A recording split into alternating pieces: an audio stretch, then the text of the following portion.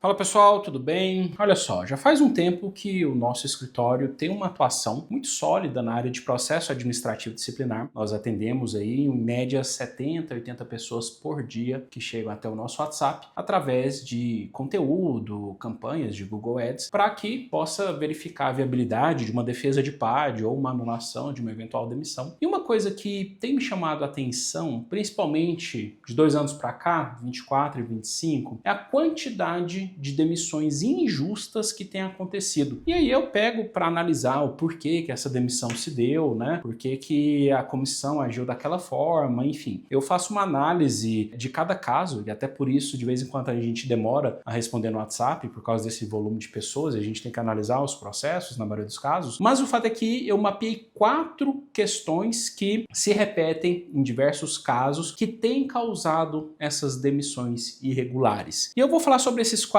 pontos, e o primeiro até me assustou, que inclusive tem sido o principal quando eu vejo aqui os casos de servidores já demitidos que buscam o escritório. Que é o quê? Advogados que fingem que são especialistas em PAD. Olha só, talvez por você ser servidor público você não saiba do que está acontecendo no mercado da advocacia, mas o fato é que o mercado da advocacia, a maioria dos advogados estão passando sufoco, financeiramente falando, né? Concorrência muito alta, mais de 1,5 milhão de advogados. E aí as pessoas estão buscando cada vez mais nichos de atuação que possibilitem o recebimento de algum honorário inicial para a pessoa se manter. Muitos casos de trabalhista, previdenciário, até direito de família só vão pagar ali ao final da ação. Empresarial tem uma barreira de entrada muito grande, né? Você competir com os escritórios consolidados. E aí os advogados estão vendo essa oportunidade na área de PAD, na área de concurso público, como um nicho que permite a captação com uma remuneração inicial, né? Então vira um aspecto de sobrevivência. E qual que é o problema em relação a isso? Hoje, principalmente com o advento da inteligência artificial, tá muito fácil você subir um site, que o nome técnico a gente chama de landing page, né? Você subir um site e um anúncio no Google colocando você como um grande especialista em processo administrativo disciplinar. Eu fiz um teste, tem um aplicativo novo, na verdade uma nova inteligência artificial chama Lovable. Eu criei um site do absoluto zero, eu não sei nada de programação, tá? Tava fazendo o teste aqui antes da gente entrar. Eu consegui criar um site do absoluto zero para um nome fictício, para um advogado que não existe, coloquei João da Silva, tá? Falei que eu queria um site para fazer anúncio no Google, para processo administrativo disciplinar, defendendo servidores públicos. Gente, sem exagero, em menos de 30 minutos, acho que foram 27 minutos, se eu não estiver enganado, o site estava no ar. Com todas as informações, a própria inteligência artificial desenha um currículo como se fosse um super especialista em processo administrativo disciplinar e em menos de 1 hora você consegue subir esse site no Google através dos anúncios e esse anúncio ele começa a levar pessoas que estão pesquisando advogados especialistas em PAD. Ou seja, em 2 horas ou menos, qualquer advogado do Brasil pode virar um ultra especialista no Google. Qual que é o problema disso que a gente tem percebido? Muitos clientes chegam aqui, muitas pessoas já demitidas, a gente vai ver, teve defesa técnica no processo administrativo disciplinar. O que significa defesa técnica? A pessoa teve um advogado representando, mas por não ser especialista, e o PAD ele é cheio de nuances, né? Ele envolve direito administrativo, constitucional, civil, processo penal. Por ter essa série de nuances, muitas vezes o que a gente percebeu são advogados que não têm a técnica necessária para fazer uma boa defesa, muitos não fazem acompanhamento de oitivas de testemunhas. Gente, isso é básico. Esses advogados, visando somente colocar um dinheiro no bolso, e aí qual que é o problema? Eles cobram muito menos do que o mercado especializado cobra, justamente para ganhar essa clientela. No final das contas, o servidor é demitido e na maioria dos casos não consegue reverter. Por quê? Já falei em vários vídeos, né? O judiciário ele só faz o controle de legalidade do PAD. Ele não substitui a comissão de PAD. Então, se a atuação no processo administrativo não tivesse sido feita de uma forma muito categórica, muito estratégica, você não reverte isso no judiciário. Ainda que a demissão seja injusta. Teve um caso que chegou aqui, era um processo administrativo disciplinar e já tinha um ofício para o Ministério Público que provavelmente ia desencadear uma ação de improbidade administrativa, ou seja, duas ações muito pesadas, né? O PAD e a improbidade administrativa, com risco de ir para a seara penal. Eu apresentei a proposta, foi R$25 mil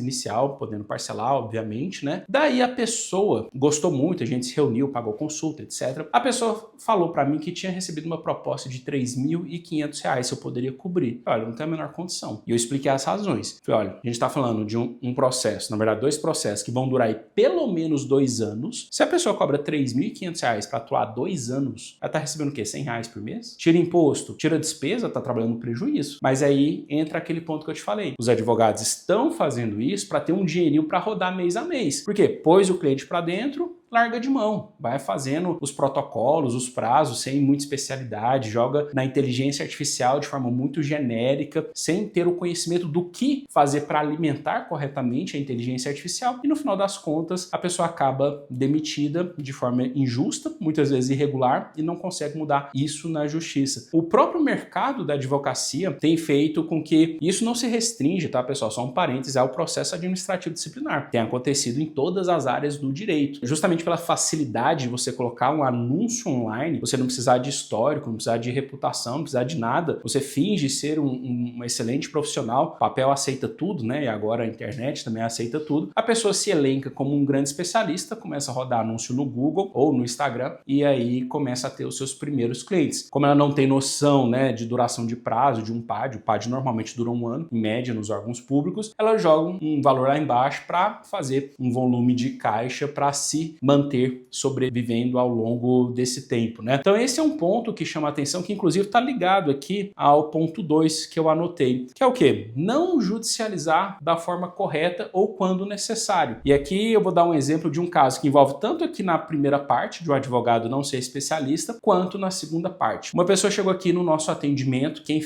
estava fazendo a defesa no processo administrativo disciplinar que tinha feito na sindicância era uma pessoa familiar. Acontece muito, a pessoa contratar um familiar só porque é advogado e a pessoa não entende nada de PAD. Daí o que aconteceu? Teve uma sindicância preliminar, uma sindicância investigatória com quase 15 oitivas. Lógico, sem contraditório e sem ampla defesa. Afinal, a gente está falando de sindicância investigatória, tem vídeo no canal sobre isso. Acontece que as pessoas que foram ouvidas nessa sindicância acabaram com a reputação desse servidor. E aí, a comissão, a nova comissão de PAD, pelo menos eles mudaram a comissão, porque a gente já viu casos que a comissão se repetia, o que não pode também. A comissão, ao invés de arrolar novamente as testemunhas para que elas fossem ouvidas agora sobre o crivo do contraditório e da ampla defesa, eles simplesmente não fizeram isso, não arrolaram. E o advogado em nenhum momento mencionou a necessidade disso. E mais, ele não judicializou, tinha que ter judicializado, tinha que ter protocolado o pedido para que as mesmas testemunhas ouvidas em sindicância investigatória sem contraditório e sem ampla defesa fossem ouvidas durante o PAD. Aí o que aconteceu? Quando a pessoa chegou aqui no atendimento, tinha acabado de sair o termo de indiciação. Aí ele ficou assustado,